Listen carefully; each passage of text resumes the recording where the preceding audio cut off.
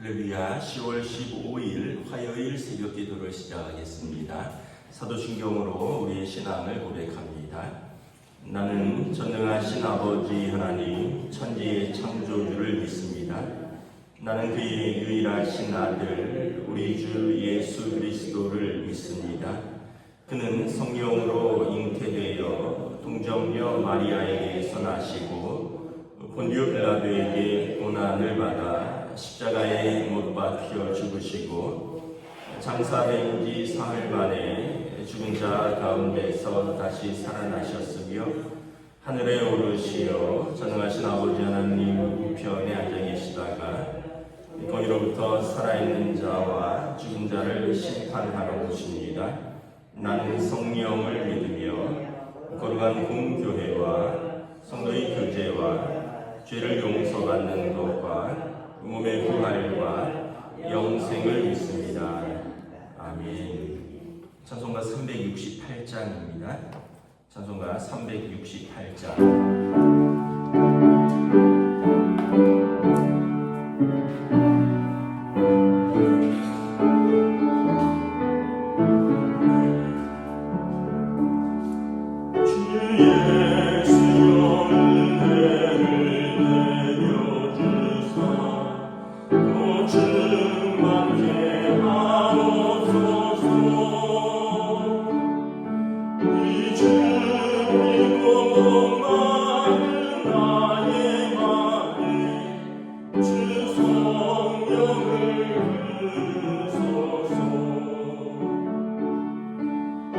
Yeah.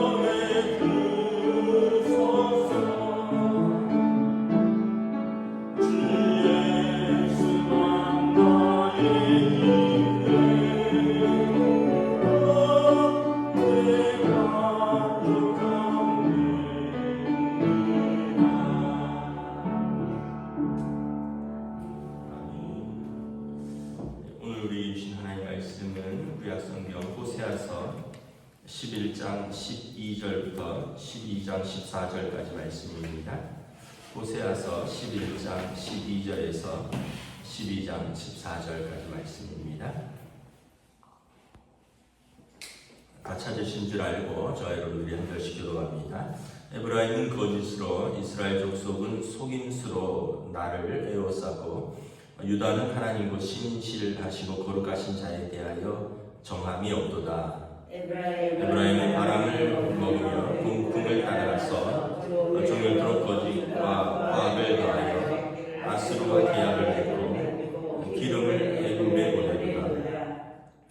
여호와께서 유다와 논쟁하시고 야곱을 그 행실대로 벌하시며 그의 행위대로 그에게 보응하시리라. 야곱은 모태에서 그의 형의 발 뒤꿈치를 잡았고 힘으로는 하나님과 겨루되 천사와 겨루어 이기고 울며 그에게 간구하였으며 하나님은 베델에서 그를 만나셨고 거기에서 우리에게 말씀하셨나니 여호와는 만군의 하나님이시라. 여호와는 그를 기억하게 하는 이름이니라. 그런즉 너희 하나님께로 돌아와서 인애와 정의를 지키며 항상 너희 하나님을 바랄지니라. 그는 상인이라 손에 거짓 저울을 가지고 속이기를 좋아하는도다. 에브라임이 말하기를 나는 실로 부자라. 내가 재물을 얻었는데 내가 수고한 모든 것 중에서 죄라 할 만한 불의를 내게서 찾아낼 자가 없으리라 하거니와 내가 애굽 땅에 있을 때부터 나는 내 하나님 여호와니라. 내가 너로 다시 장막에 거주하게 하기를 명절날에 하는 것 같게 하리라. 내가 여러 선지자들에게 말하였고 이상을 많이 보였으며 선지자들을 통하여 비유를 베풀었노라. 빌라은 불의하는 것이냐 과연 그러하나 그들은 거짓되도다. 길갈에서는 우리가 수송아지로 제사를 드리며 그 제사는 박기랑에 쌓인 돌무더기 같도다.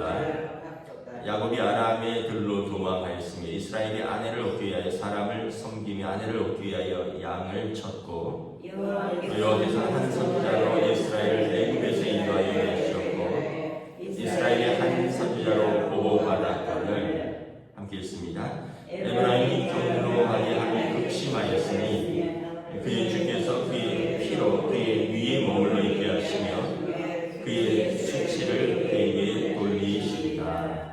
아멘. 할렐루야. 네, 오늘도 새날을 주셨습니다. 하나님께서 은혜와 평강으로 함께 해주시길 축복합니다. 오늘 말씀에 보면 하나님을 떠난 하나님을 멀리하는 이제 이스라엘에게는 정함이 없다라고 말합니다.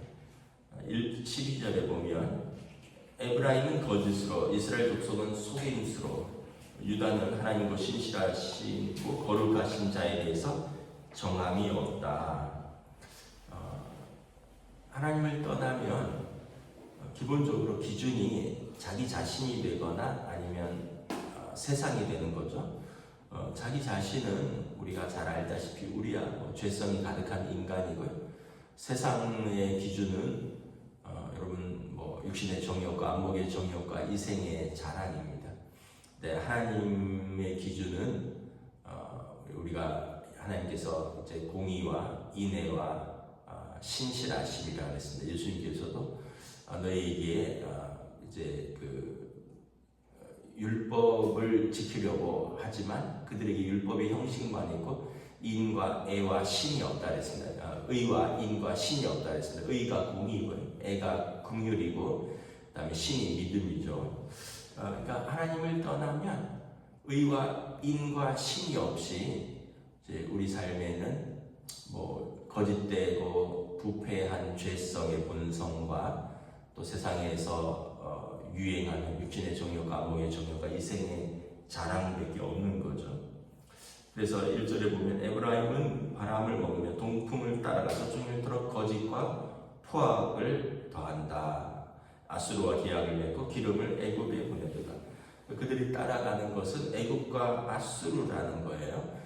애굽과 아수르는 애굽은 바알 신을 섬기는 나라고 아수르는 메소포타미아의 이제 풍요의 여신을 섬기는데 결국은 이게 바람과 같고 동풍, 어떤 바람 부는 유행 따라가는 것 같은데 하나님 앞에서 볼 때는 진실하고 거룩함과 정함이 없는 삶이다라는 거예요. 그래서 여러분 우리가 이 하나님을 멀리하면, 하나님을 떠나면 우리 삶은 이렇게 세상의 유행과 또 어떤 거짓과 죄성을 따라가는 삶밖에 없다. 탕자의 뒤에서 아버지를 떠난 탕자는 결과적으로 세상의 즐거움과 또 그곳에서 그들의 행위대로 보응을 받는다라고 말씀을 하는데 2절에도 보면 야곱이 그 행실대로 벌하시면 그 행위대로 그에게 보응하시리라. 결국 세상 따라가서 그 의와 인과 신이 없는 삶을 자기 삶으로 다 받게 된다라는 거예요. 7절에 보면 이런 겁니다. 상인인데 손에 거짓 저울을 가지고 속인다는 거예요. 또 8절에 에브라임이 스스로 말하기를 나는 부자라 부족한 것이 없다라는 거죠. 이거 다 내가 수고한 모든 것이고 내가 불의하게 얻었느냐 이렇게 이야기를 한다는 거예요. 우리가 하나님을 멀리하면 이렇습니다. 이제 우리가 불의한 우리의 본성도 드러나고 속이기도 하지만 스스로 말하기를 내게서 불의한 것이 뭐가 있느냐? 나는 내가 수고한 대로 벌었다. 나는 내가 수고한 인생을 산다라고 말을 한다는 거죠. 탕자가 아버지를 떠날 때 뭐라고 그랬습니까? 당당하게 얘기하죠. 아버지 유산 중에서 내 몫을 주소서. 사실은 그것은 아버지가 은혜로 주는 거지 자기 몫은 아니에요. 물론 부모의 유산은 부모가 은혜로 주는 거지 거기에 내 몫이 정해져 있나요? 그런데 이제 탕자도 그렇게 얘기하듯이 참으로 하나님을 떠난 사람은 자기 몫이 있다라고 생각을 하는 거예요. 하나님께서 나에게 은혜로 주시고 하나님께서 나에게 은혜로 베풀어 주신 모든 삶이 아니라 내가 수고했고 내가 불의한 것이 내게서 있느냐 찾아봐라 이랬다는 거예요. 그런데 9절에 보면 너 애굽 땅에 있을 때부터 하나님께서 너를 이렇게 돌보시고 너희를 장막에 거주하게 하며 명절날에 하는 것처럼 너에게 복을 주지 않았느냐. 10절에 여러 선지자들을 통해서 하나님의 뜻 이상을 보였으며 하나님의 비유를 통해서 그들에게 하나님 말씀하시지 않았느냐. 애굽에서부터 지금까지 하나님께서 너에게 은혜 주시고 여러 말씀하시고 꿈과 환상을 보여주시고 은혜 베풀어 주신 것인데 스스로 말하기를 내가 수고한 모든 것이다 이렇게 이야기를 한다는 거죠. 결국 그들은 그런 마음을 가지고 있으면 11절을 보면 길르앗은 불의한 것이냐 과연 그러하다 거짓되도다 길갈에서 무리가 수송아지로 제사를 드리고 그 제단은 바디랑에 쌓인 돌무더기 같도다. 그러니까 이 북이스라엘이 이제 나라가 갈라지고 나서 길갈에 또 사마리아에 단에 여러 가지 베델에 우상의 신전을 세웠거든요. 그리고 그곳에서 이제 금송아지를 섬기고 그곳에서 소와 양을 잡았는데 그들이 하나님을 떠나니까 필연적으로 우상을 섬긴다는 거예요. 그 길갈 같은데 이 돌을 쌓아놓고 거기에서 수송아지를 제사를 드리는데 사실은 하나님께서 너희를 애굽 땅에서 인도하고 하나님께서 너희를 명절날 같이 모든 것 베풀어 주신 것 아니냐라는 것이죠. 결국은 13절에 하나님께서 한 선지자로 이스라엘을 애굽에서 인도하여 냈었고 이스라엘이 한 선지자로 보호받았다는 하나님께서 애굽에서 모세를 통해서 인도하시고 하나님께서 은혜로 그들을 자유케 하셨는데 결국은 14절에 에브라임이 경노하게 하기 극심하였으니 그의 주께서 그의 피로 그의 위에 몸을 베이게 하시고 그에게 수치를 돌리시리라. 하나님은 계속 인도하여 내시는데 이스라엘은 계속 하나님을 떠나고 하나님을 노하게 한다는 거예요. 결국 그들에게 수치가 돌아가고 그들에게 피로 갚으실 것이다. 결국은 그들이 이제 아수르와 계약을 맺고 애굽으로 기름을 보냈는데 애굽을 의지하고 아수르와 계약을 맺었는데 애굽에서 버림받고 아수르에게 포로로 잡혀가서 그들이 수치를 당하고 그리고 그곳에서 피를 흘리게 되는 이 결과를 이야기를 하는 거죠. 그런데 중요한 것은 뭐냐면 3절부터 이렇게 6절에 보면 너희 조상 야곱을 생각을 하라는 거예요. 야곱이 어떤 사람이었습니까?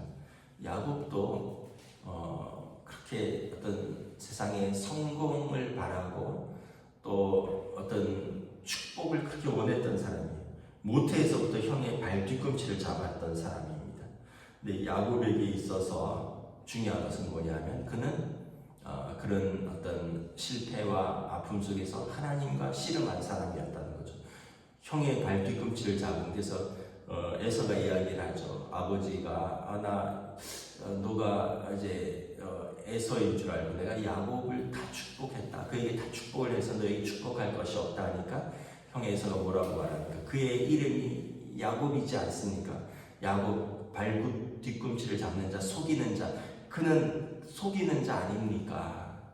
그렇게 이제 야곱의 삶은 결국은 아버지를 속였고 형을 속였고 나중에는 또 외삼촌도 속이게 되고 그러면서 그가 잡고자 하는 것이 무엇이었어요?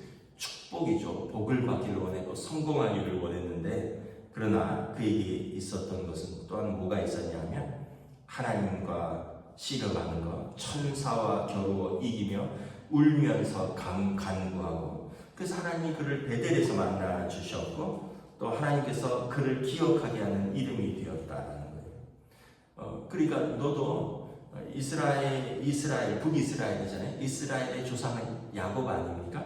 야곱이 이스라엘이라는 이름을 얻었잖아요. 그럼 너희도 하나님께로 돌아와서 하나님과 씨름해라. 하나님과 울면서 씨름하고 하나님 앞에서 간구해라.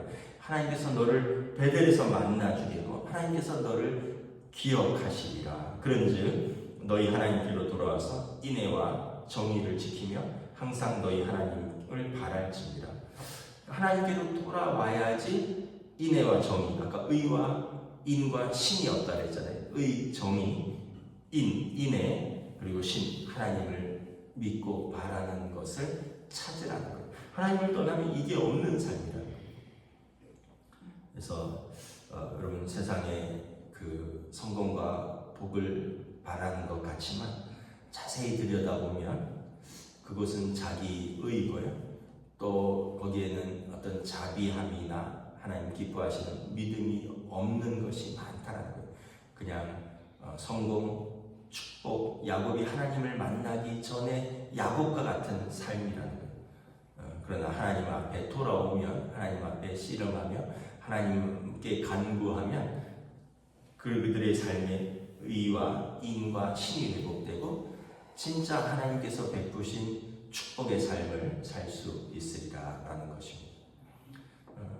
야곱이 그렇게 어떻게 보면 그렇게 복을 간구했는데 야곱의 삶을 한번 보셔요.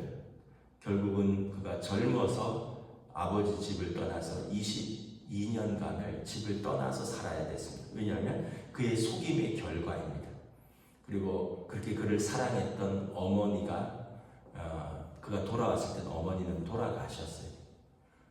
그리고 그 객지 생활을 22년. 그러니까 하나님을 떠났는데 결국 가족도 떠나게 된 거예요.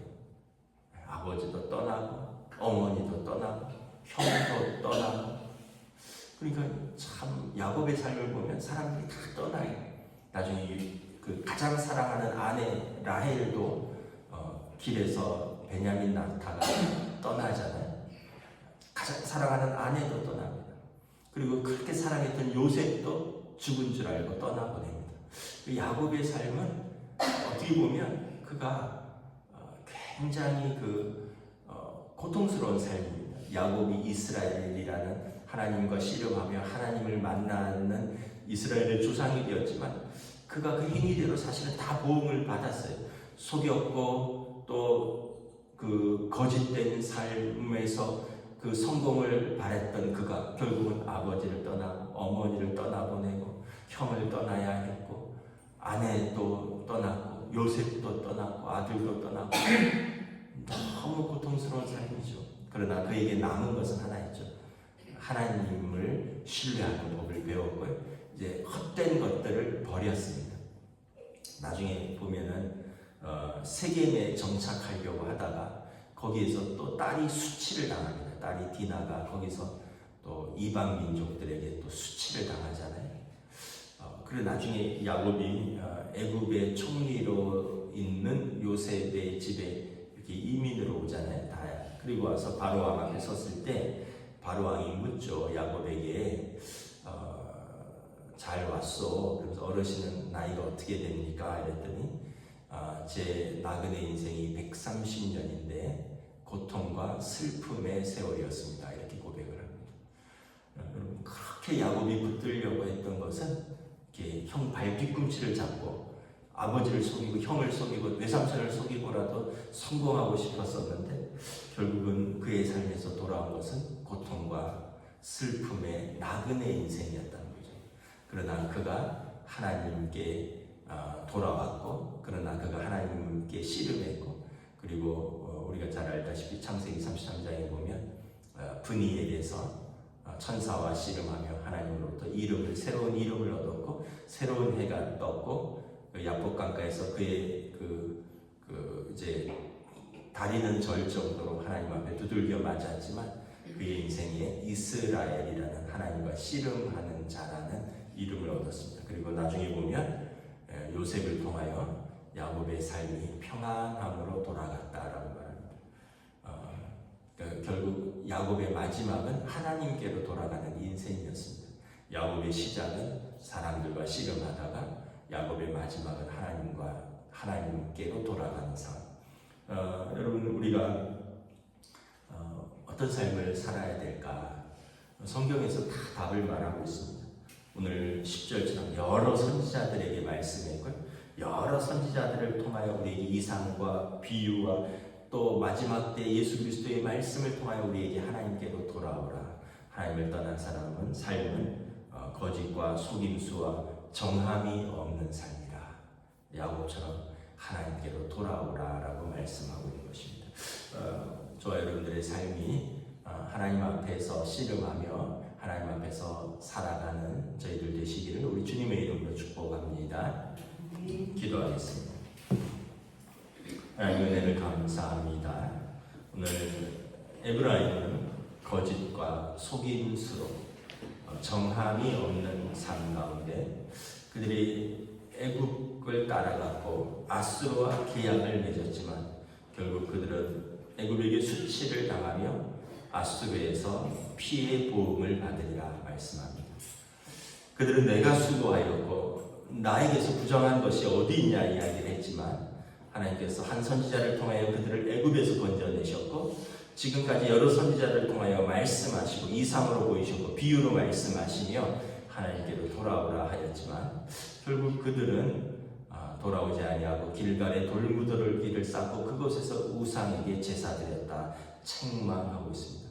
하나님께로 돌아온다면 야곱처럼 은혜를 입을 것이지만 끝끝내 돌아오지 않는다면 그들이 의지하고 그들이 따라갔던 애굽과 아수르에서 수치를 당하고 보응을 받을 것이라 말씀한 것을 바라보면서 오늘 우리의 삶에서 하나님을 떠난 삶이 잠깐은 즐거워 보이고 그리고 세상에 많은 사람들이 그것을 택하니까 그것이 당연한 것 같지만 결국 그 마지막에는 수치와 씁쓸한 고통밖에 없다는 것을 깨닫고 하나님 앞에 돌아와 하나님 앞에서 회복하고 하나님 앞에서 평안을 얻는 야곱이 하나님께로 돌아온 그 삶이 우리의 삶이 될 수 있도록 이 믿음의 삶으로 성령님 인도하여 주시옵소서. 감사를 드리오며 우리 주 예수 그리스도 이름으로 기도드리옵나이다. 아멘. 하늘에 계신 우리 아버지 이름을 거룩하게 하시며 아버지의 나라가 오게 하시며 아버지의 뜻이 하늘에서와 같이 땅에서도 이루어지게 하소서. 오늘 우리 일용할 양식을 주시고 우리가 우리에게 잘못한 사람을 용서하여 준 것 같이 우리 죄를 용서하여 주시고 우리를 시험에 빠지지 않게 하시고 악에서 도와소서.